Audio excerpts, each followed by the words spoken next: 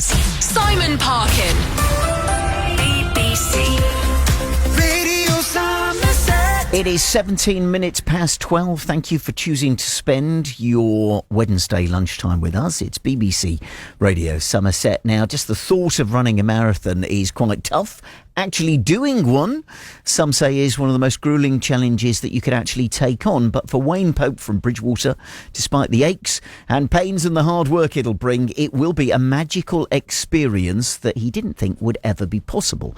This Sunday, Wayne, who is registered blind, will be taking on the London Marathon just 3.5 years after a life-changing diagnosis that turned his world upside down. With the support of Blind Veterans UK and his guide runner, he is going to do something that, as we say, was previously thought to be out of reach. I mean, crikey, Wayne, just saying the words is quite scary. For you to hear them, how much pressure does that heap on you ahead of Sunday? Oh, I feel quite relaxed at the moment. It's a big feat, but I'm gonna go give everything and give it my best. Well, let's start at the very beginning. So you noticed that your eyesight was changing. What happened? So I noticed I wasn't as alert with my eyesight as what I was, and went for an eye test at Specsavers in Bridgewater, and they diagnosed after looking an OCT scan, which is really important to be aware of, and that's when the journey started. So and all this happens quite quickly, I imagine. That must be quite scary news to hear, that something isn't quite right with your eyes, because that, we rely on them so heavily. We take for granted, most of us, that we have the vision that we need. What did you think? And then what did you find out? It was like a steam train hitting me at 100 miles an hour. You don't know where you're going, or how to go forward. And everything falls apart, and then you start the journey and let kind of your own personality just kind of take over from it. Yeah. Well, yeah, I guess you have to own it, but that takes a bit of time to get your head around. What is the actual medical condition? So I was diagnosed with retinitis pigmentosa, RP, which is a rare hereditary sight loss disease, and I didn't know that I was carrying it. I didn't know it. I wasn't aware. And how does that affect your eyesight then? Did you went from having what you thought was kind of full vision to what have you got now? So my vision is very fatigued. I've lost all my peripheral vision. They call it letterbox vision, like goggle vision, because I need to focus on what's in front of me. I'm a night blind. I can't see in the dark. I don't see objects. It's been described as I see it, as I look now, is like a static haze across my eyes, so I don't get a full vision. And you're wearing glasses at the minute, and you kind of summed it up brilliantly when we first met, that basically where your glasses are, that is what you can see forwards, and anything around you, do you see blurs? Are you aware that stuff is happening, or is it nothing at all? Everything's blurred around me. So like you say, what is in front of me is in front of me, and everything like is kind of staticky and blurred, and it's not full vision, so it can be quite dangerous, I suppose. In the real world, let's talk about kind of your own personal life. You're a family man. How does it affect you? How does it affect the family? So I've got 3 children, 15, 8 and 5. They know Daddy's got problems with his eyes, but they are great. Children are great to adapt and to support, and I've got a great wife who supports me, and I've been married for 10 years. So we all work together. We're a team. And running helps you how? It does something. I don't let the disease control me. I control the disease, and that is the way forward in life. I'm going to be. It makes me feel good.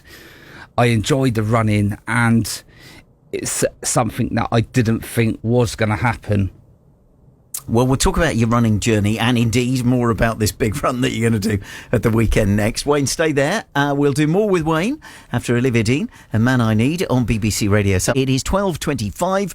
We are having a chat with Wayne Pope. Wayne is from Bridgewater.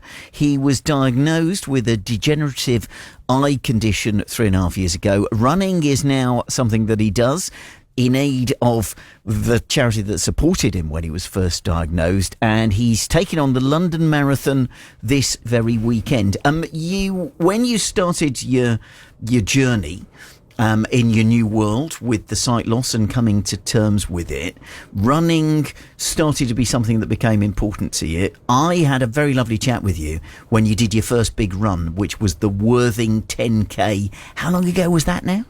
It was, the Worthing 10K was May of 2025. Okay, so that's almost a year ago. In the 12 months since, how much degeneration have you seen in your eyes? So I've noticed that my view has become smaller and more fatigued.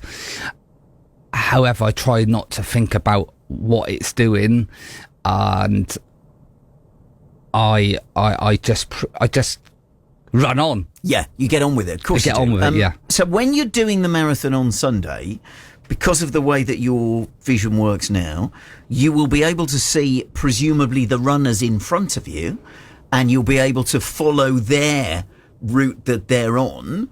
But you have to have a guide with you because there are so many distractions, I guess.